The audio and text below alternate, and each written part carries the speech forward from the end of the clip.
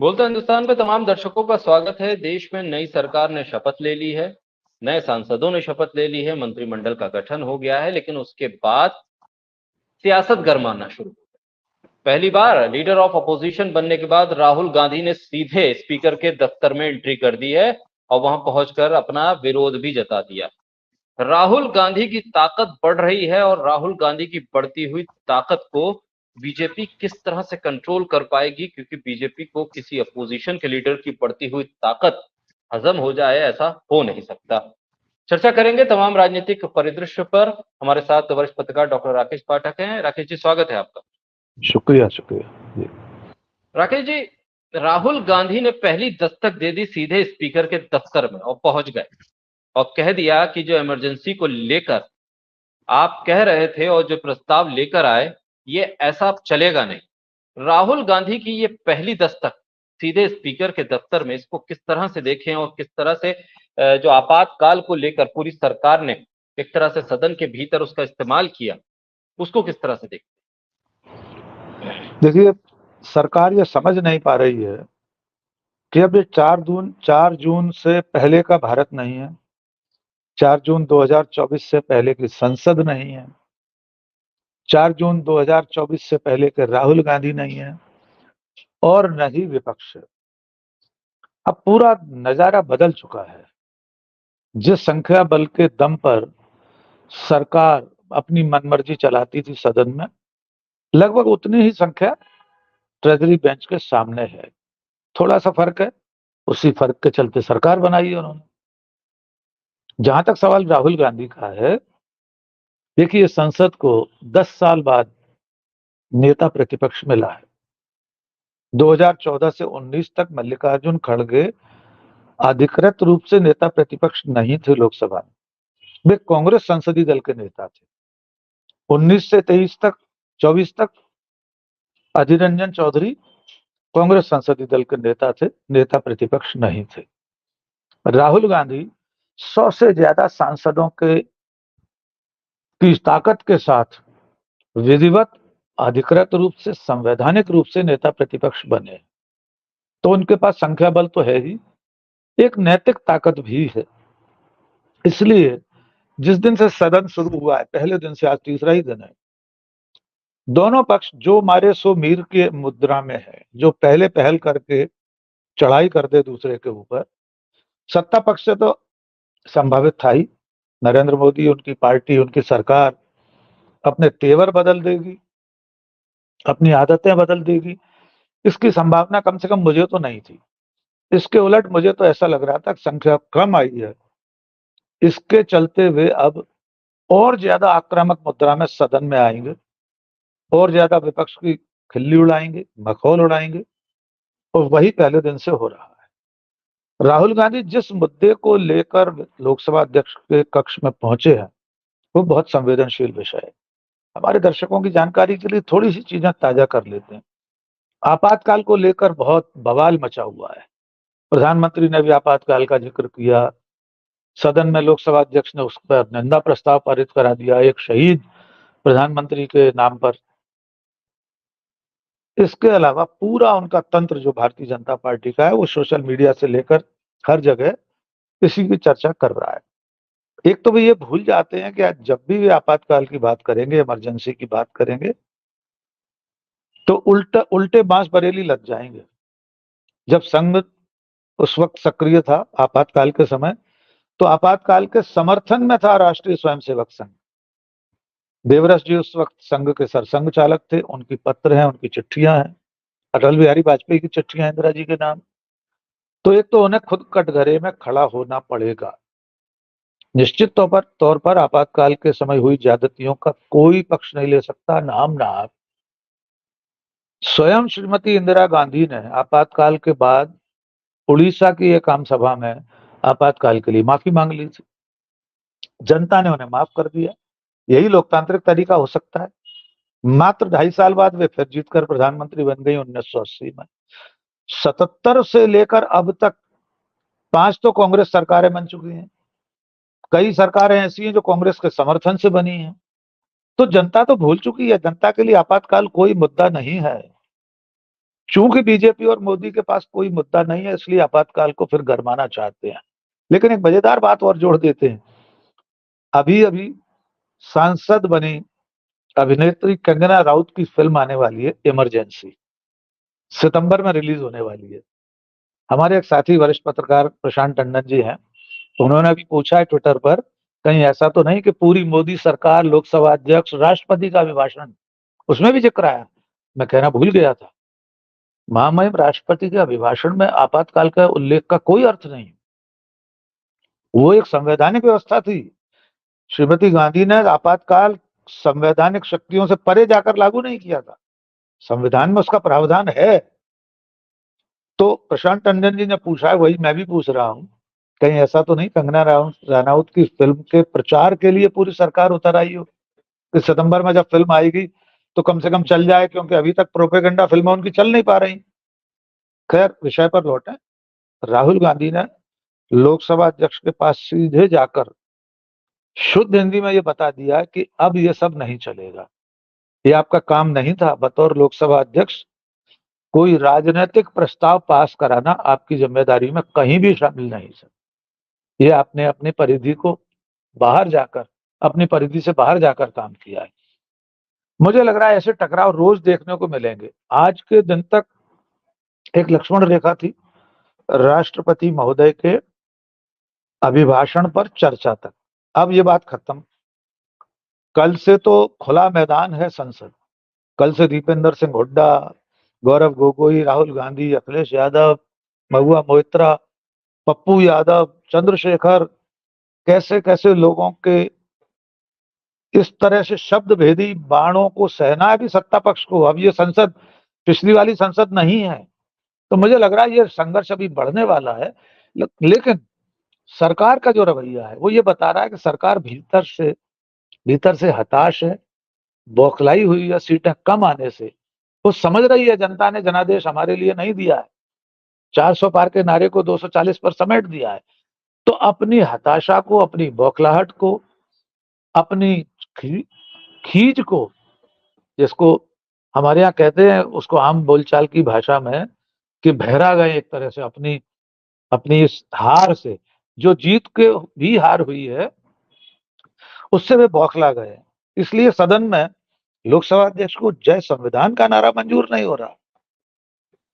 जो लोकसभा अध्यक्ष फिलिस्तीन जिंदाबाद और हिंदू राष्ट्र की जय पर चुप रहे, वे जय संविधान पर आपत्ति कर रहे हैं और एक सम्मानित सदस्य के साथ बदसलूकी कर रहे हैं। बैठ जाओ इस तरह से अब सदन नहीं चलेगा। कल के बाद आप देखिएगा नजारा बिल्कुल बदला हुआ होगा। जी बिल्कुल, क्योंकि आपातकाल का जिक्र करते हुए प्रस्ताव पास कराना और ये कहना कि उस वक्त सरकार ने संविधान को रौंदा, और आज देखिए कि संविधान का जिंदाबाद करना, जय संविधान कहना भी वो आपत्ति के दायरे में अगर आ जाए, तो फिर स्थिति यह है कि जो कांग्रेस ने या विपक्ष ने जो किया उसको हम बुरा कहेंगे और अपने बुरे को हम अच्छा ही मानेंगे। शायद इसी परिपाटी पर लग रहा है कि सरकार आगे चलना चाहती है। और ओम बिरला स्पीकर के व्यवहार को लेकर थोड़ा सा अगर हम बात कर ले, उसके बाद फिर वापस लौटेंगे राहुल गांधी पर, कि जिस तरह से पहले दिन उन्होंने खड़े होकर कहा था कि देखिए मैं खड़ा हो गया तो बाकी सबको बैठना पड़ेगा, एक बार बता रहा हूं 5 साल ऐसे ही मानना पड़ेगा, और आज जो दीपेंद्र हुड्डा के साथ व्यवहार है, क्या ये भाषा और इस तरह की शैली, क्या ये इसको सिर्फ ये कह देना कि टोन उनका ऐसा है इससे चल जाएगा, या ये तमाम चीजें, क्योंकि मीरा कुमार जैसे, सोमनाथ चटर्जी जैसे स्पीकर इस सदन ने देखे, आपके पास एक सभ्यता, एक शालीनता होती है, एक मर्यादा होती है, आप कहिए, क्योंकि सभी लोग जनप्रतिनिधि हैं, चुनकर आए हैं, कोई ऐसा नहीं है कि बिना चुने हुए चला आया सदन में, तो सबका सम्मान हो। उस भाषा में अगर बात की जाए तो क्या उसके बिना सदन नहीं चल सकता? देखिए शाकिर, इसके पीछे रणनीति है उनकी। सदन शुरू होने से पहले मुझे लगता है प्रधानमंत्री, गृह मंत्री, उनकी पूरी कोटरी बैठती होगी लोकसभा अध्यक्ष के साथ। रोज उन्हें कहा जाता होगा कि आपको तो आक्रामक रहना है, दबना नहीं है विपक्ष से। उनके मन में इतना भय बैठ गया है विपक्ष का, तो वे counter is the best defence, वे प्रत्याक्रमण को सबसे अच्छा सुरक्षात्मक उपाय मान रहे हैं। उनको लग रहा है कि हमला कर दो पहले ही विपक्ष के ऊपर। मैं एक दो और उदाहरण देता हूं। देखिए, राष्ट्रपति का अभिभाषण अभी सुप्रिया श्रीनेत ने आज ट्वीट किया है, ये आंकड़ा वहीं से ले रहा हूं मैं आपसे।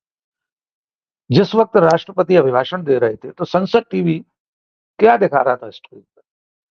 73 बार प्रधानमंत्री को दिखाया गया, 18 बार राहुल गांधी को दिखाया गया, 108 बार सत्ता पक्ष की ओर कैमरा घुमा, यानी स्क्रीन पर सत्ता पक्ष दिख रहा था, और 18 बार विपक्ष दिखाई दे रहा था।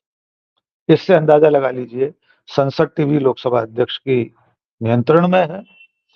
यानी जो पहले होता आया था 2023 के इस चुनाव से पहले तक, जैसे राहुल गांधी मणिपुर पर बोल रहे थे, 41 मिनट बोले और उसमें से सिर्फ 8 मिनट उन पर कैमरा गया, या 9 मिनट शायद, बाकी समय लोकसभा अध्यक्ष दिखाई दे रहे थे। बोल रहा है संसद सदस्य राहुल गांधी, स्क्रीन पर दिख रहे हैं लोकसभा अध्यक्ष। ये सारी चीजें ये बता रही हैं कि सरकार विपक्ष को अब भी हाँकने की कोशिश करेगी सरकार।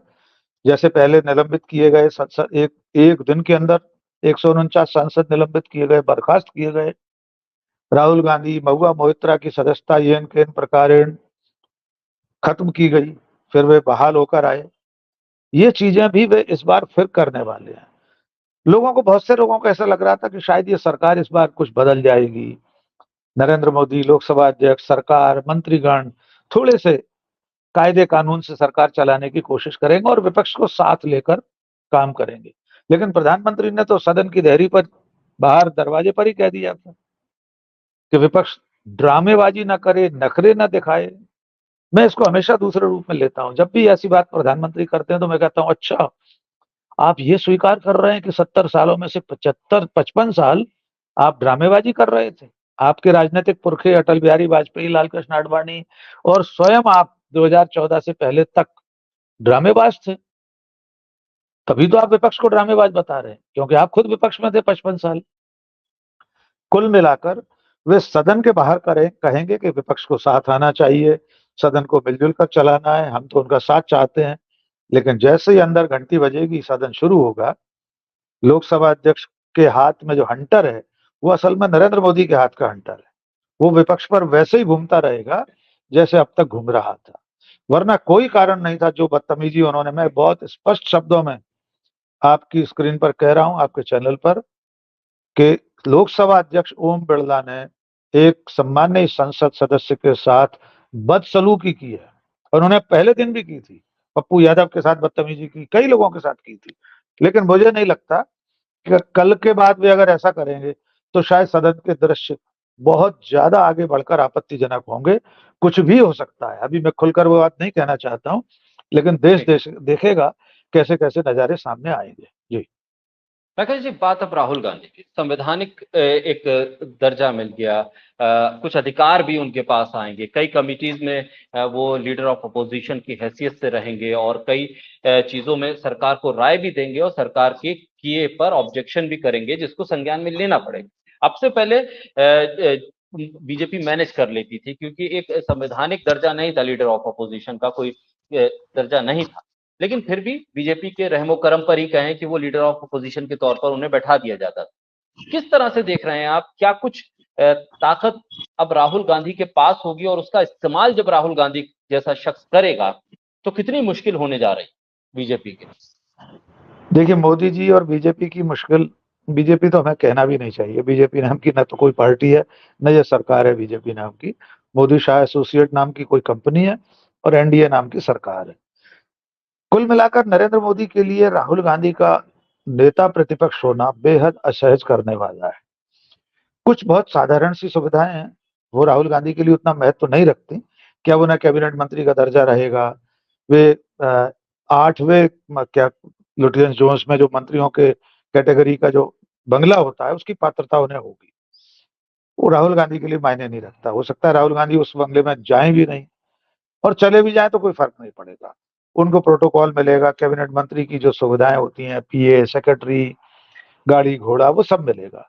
ये उतना महत्वपूर्ण नहीं है। महत्वपूर्ण बात यह है कि अब राहुल गांधी नेता प्रतिपक्ष के रूप में उन कमेटियों में बैठेंगे जो देश के बेहद अहम ओहदों पर नियुक्ति के लिए होती हैं। सिलेक्शन कमेटी है, जैसे ईडी के डायरेक्टर की है, सीबीआई के डायरेक्टर की नियुक्ति है, तो उसमें प्रधानमंत्री होंगे नेता प्रतिपक्ष होंगे, एक सदस्य और होगा। कई ऐसे मामले आएंगे, चुनाव आयुक्तों की नियुक्ति का मामला आएगा, तब राहुल गांधी बैठेंगे नेता प्रतिपक्ष के रूप में।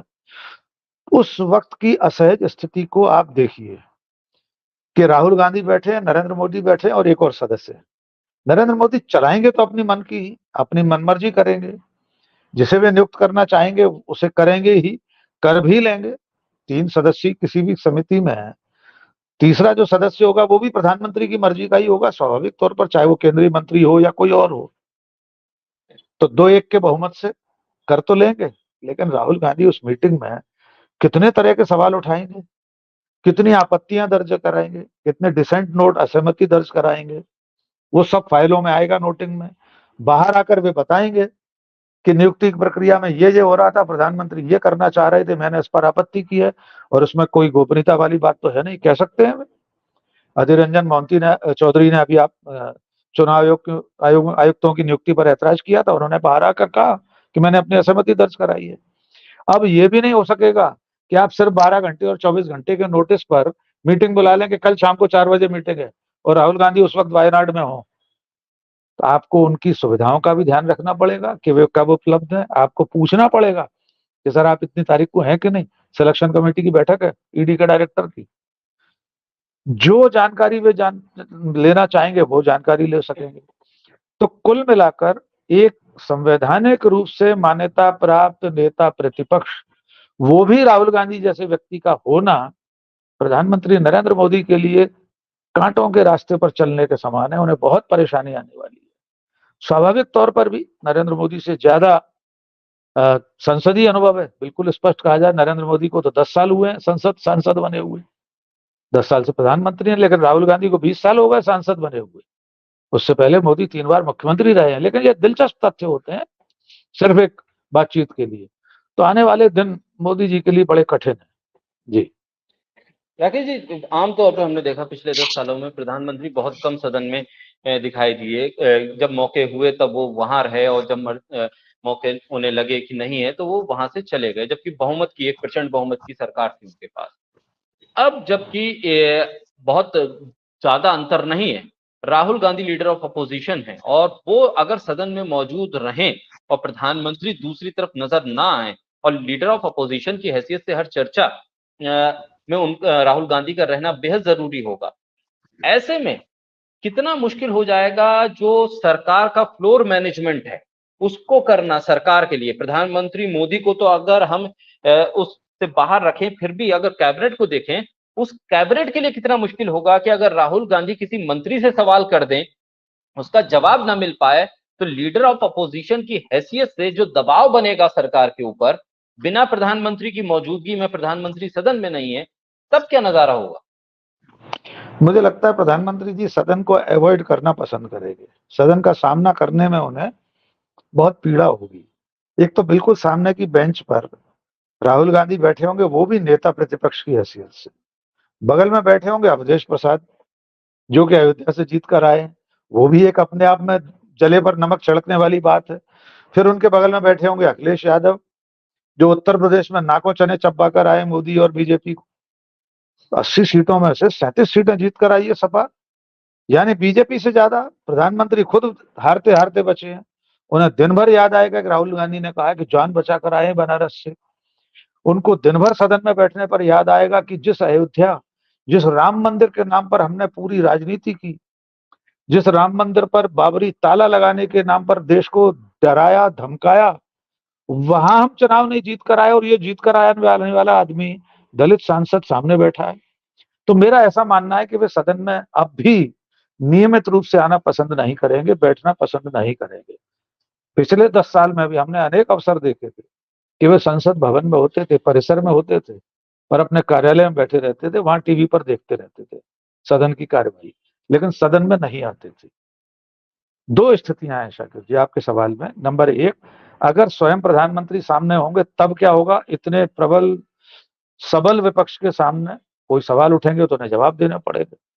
संसद की कोई भी बहस शुरू होगी तो सबसे पहले नेता प्रतिपक्ष शुरू करेगा। यद्यपि प्रधानमंत्री के पास अंतिम अवसर होता है जवाब देकर, चाहे वो राष्ट्रपति का अभिभाषण हो, बजट पर चर्चा हो, कोई भी विषय हो, तो वे तो अपनी आखिरी बात कहकर चले जाते हैं। वे फिर कोई उत्तर देते नहीं। ठीक है, वो संसदीय परंपरा है। लेकिन अब जो दूसरी चुनौती आपने कहा, पहली तो ये कि मोदी का खुद का होना उन्हें असहज करेगा, और वे अगर नहीं होंगे तो फ्लोर मैनेजमेंट कितना कठिन हो जाएगा। किरण रिजिजू जी इस बार संसदीय कार्य मंत्री बनाए गए, वे कितने तजुर्बेकार हैं फ्लोर मैनेजमेंट में हम नहीं जानते। इस बार के सदन में बीजेपी के लिए हर दिन चुनौती होगी, क्योंकि संख्या बल इतना कम है। जरा से में मान लीजिए कुछ सदस्य अनुपस्थित हैं और किसी बिल पर मत विभाजन की नौबत आ जाए, तो सरकार का तो विश्वास मत ही चला जाएगा, सरकार तो अल्पमत में आ जाएगी। किसी भी स्थिति में विपक्ष कभी भी कह सकता है कि इस पर मत विभाजन कराया जाए। तब क्या होगा? तब असली चुनौती शुरू होती है फ्लोर मैनेजमेंट की, जिसमें लोकसभा अध्यक्ष तो पूरी तरह सत्ता पक्ष के साथ होगा। आपने एक सवाल बीच में पूछा था कि वो जिस तरह का व्यवहार करते हैं, मीरा कुमार का आपने जिक्र किया, आप याद कीजिए, हमारे कानों में आज तक गूंजती है, बैठ जाइए प्लीज माननीय सदस्यगण, बैठ जाइए। उनकी बड़ी मधुर सी आवाज, कितनी शालीनता से, हमें आज तक याद नहीं है उन्होंने कोई अभद्रता किसी सदस्य के साथ की हो। सोमनाथ चटर्जी इतने वरिष्ठ राजनेता थे, उनकी अपनी पार्टी के कितने सदस्य थे सदन में, लेकिन वे लोकसभा अध्यक्ष थे। वे क्या कहते थे इसी बात को, जिसको इन्होंने बदतमीजी से कहा कि मैं जब खड़ा हो जाऊं तो बैठ जाना चाहिए, मैं 5 साल नहीं कहूंगा। वे सिर्फ इतना कहते थे, अंग्रेजी में बोलते थे आमतौर पर खड़े होने के बाद, आई एम ऑन फिट, मैं पैरों पर खड़ा हूं, बस। वाकई में संसदीय परंपरा यह है कि सदन का जब सभापति पैरों पर खड़ा हो तो आपको बैठना होगा, इमीडिएटली सभी सदस्य बैठ जाएं अपनी जगह पर। वो एक तरीका था कि मैं पैरों पर हूं, सदस्य अपने आप बैठ जाते थे। ये कह रहे हैं मुझे 5 साल नहीं बताना पड़े, धमकी दे रहे हैं, सड़क छाप धमकी, बिल्कुल जैसे मोहल्ले के कोई रंगदार होते हैं ना, उस अंदाज में लोकसभा को चला रहे हैं। तो ऐसे नहीं चला पाएंगे। तो ये फ्लोर मैनेजमेंट की चुनौती उनके सामने कल से ही शुरू हो जाएगी। अभी आने दीजिए विधेयक और बिलों को, देखते हैं किस तरह से मतदान होता है, कैसे विपक्ष परेशान करेगा। ठीक है, बहुमत तो है सरकार के पास, सरकार पारित करा लेगी अपने बिल, लेकिन चुनौती तो रहेगी, व्हिप जारी करना पड़ेगा कि सब लोग उपस्थित रहें। 10 सदस्य भी नहीं आए तो सरकार गिर जाएगी। तो आने वाले दिन कठिन है बीजेपी की सरकार, मोदी की सरकार के लिए। बहुत शुक्रिया राकेश जी, बोलता हिंदुस्तान को समय देने के लिए।